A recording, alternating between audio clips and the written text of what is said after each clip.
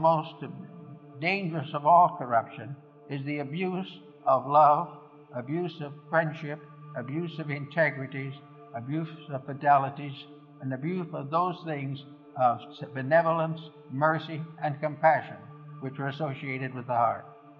As those energies remain firm, the heart radiating out to the circumference of the magnetic field of the body is completely protective. It will be practically impossible for anything to damage it in the area where it is functioning properly. There may be other functions which is not yet perfected, but if the individual is basically honorable, he will be able to perfect these without too much trouble. Actually, however, if these energies are wrong, if the individual begins to hate somebody, or an individual breaks a friendship from selfishness, or an individual breaks his friendship for advantage or gain, for physical or economic gain, immediately this defense is down. The individual who cheats has lowered his defenses against being cheated in his own turn. Everything, if he does an evil, he opens a way for an evil to be done to him, because he has destroyed the magnetic defenses.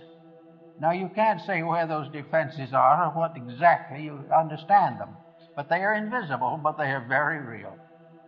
They are real, and they represent an actual flow of energy.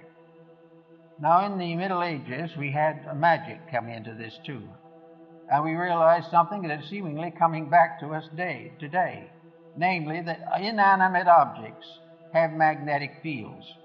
Therefore, stones, trees, everything we can think of is subject to magnetic existence. And these magnetic existences are radiant. They convey meaning and value in all directions. Therefore, we know why Paracelsus made such a point of certain talismans and things of that nature, because he believes that they had to do with the magnetic field. He lived in Switzerland, where the dew is very heavy, and he put glass plates out on little stands, and on these glass plates at night, under certain positions of the planets and the moon, he gathered the dew, impregnated with the vibrations of the planetary positions at the time of the exposure. These materials he bottled and labeled exactly as he would an ordinary medication. And he gave these to the sick when an ailment arose that required this type of medication. He therefore developed something that was almost the same as a very high degree of homeopathy, where natural remedies derived directly from nature without conditioning of any kind were suitable to correct certain difficulties which might arise from the depletion of natural resources.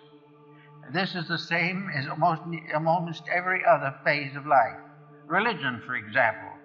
Every building, every church is a living entity.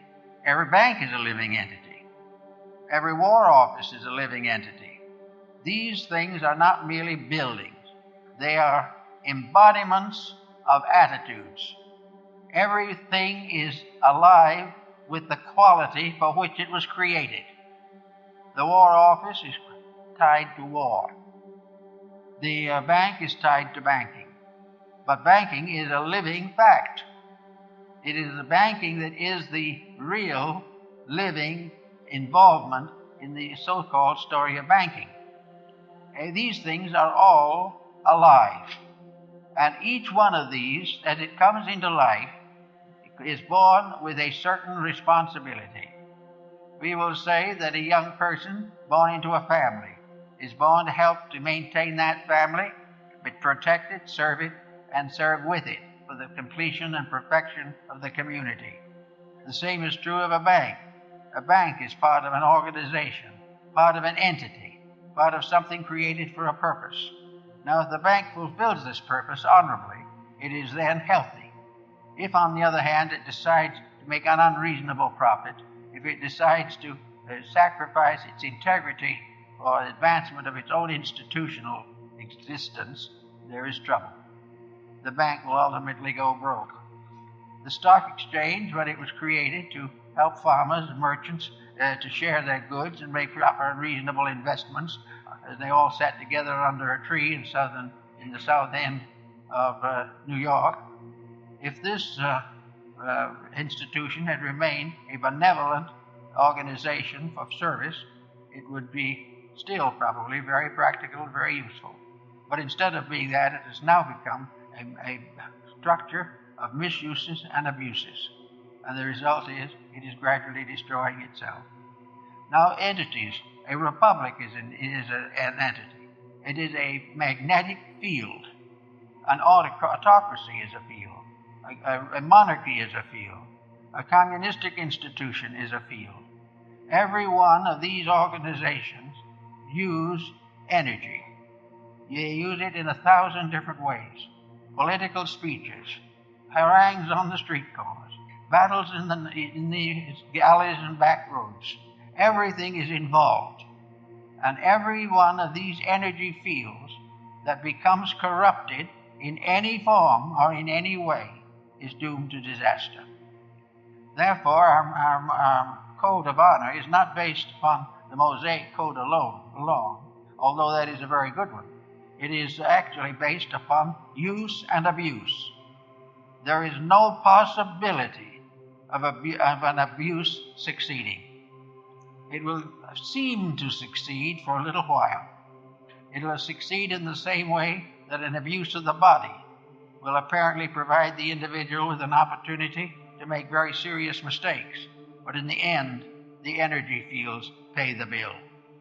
Every misuse of life responsibility, use of basic materials, the abuse of forests, the abuse of water, the corruption of air, all these things are paid for in magnetic defects.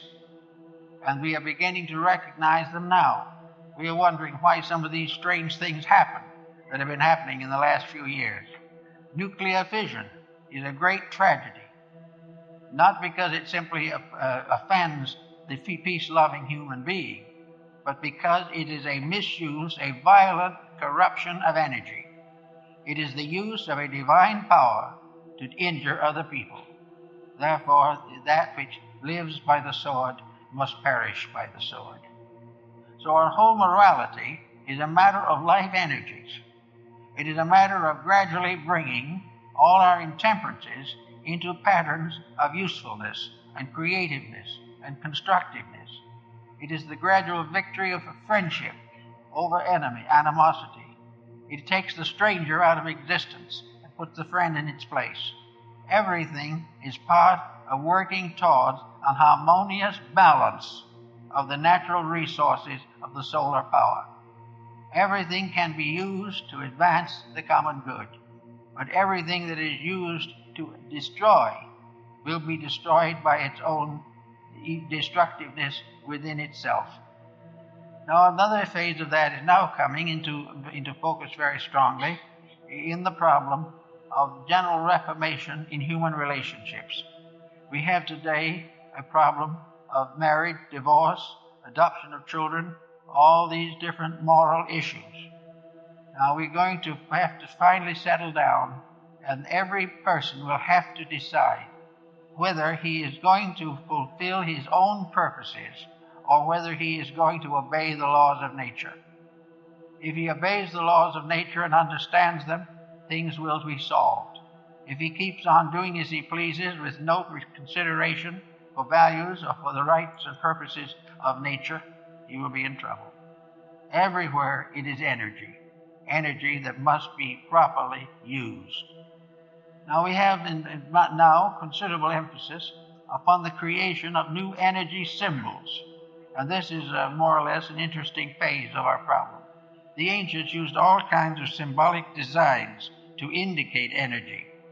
They had their pentacles and their signs and their symbols and their images, and in metaphysical thinking and philosophical thinking, there was a great emphasis upon meditation and the mantras and mudras of the esoteric doctrines. These are very important. But now comes the question.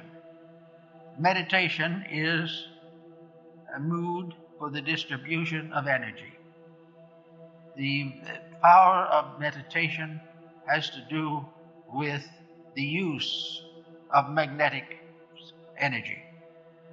Therefore, the problem of meditation is very simple. You say to yourself, I want to develop a higher grade or higher level of integrity. Therefore, through meditation and the dedication to the highest principles that I know, I will achieve a great improvement in character. Now, this is very good, proper. It's been followed by sadhus and hermits for ages. It has been followed by early Christian monks for nearly 2,000 years. Therefore, there's nothing wrong in meditation. But someone, out of the smartness of something, decided that by meditation he could also accomplish a certain amount of selfish fortune for himself. I know one individual who taught high disciplines for the sake of improving socially, making a wealthy marriage, increasing in business, dominating other people, and he was doing very well with it. One day I got a telephone call from the local hospital. This individual was sick. So he went down. I said, well, what seems to be the trouble? It was a woman. She was in tears. She said, you know, all my life, or for many years, I've taught people to think rich, think happy, think healthy, and I am dying of cancer. Well, that is again a strange kind of poetic justice that seems very cruel. No question about it. But the individual had broken the rules that associate with magnetic energies. The rule of all possession is right use.